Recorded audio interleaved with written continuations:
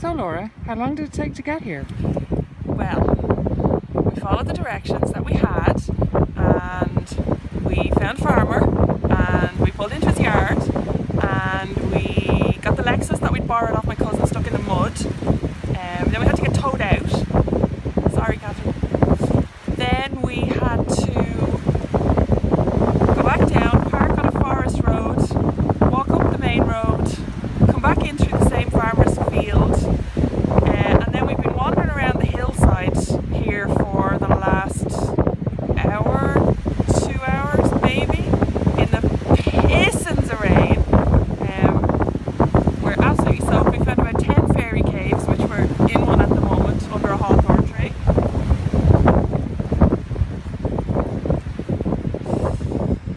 And my lovely sister has just spotted over there